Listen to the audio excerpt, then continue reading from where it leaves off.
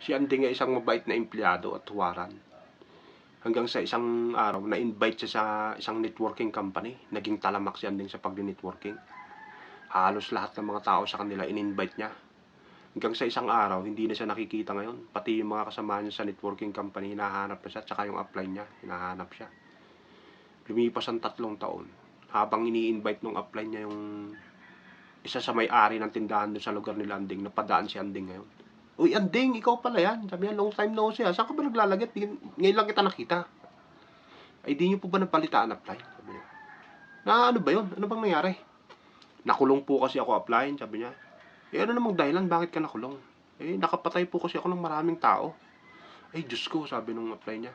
Eh, ano namang dahilan? Bakit mo sila napatay? Yung pong mga napatay ko na yun, kanya, mga addict sa networking yun. Lahat na lang ng tao, ini-invite nila. Grabe. Ay, ikaw pa upline, sabi niya, nag-networking ka pa ba? Ah, hindi na, sabi nung upline. Dati yun, kaya. Ngayon trip-trip na lang.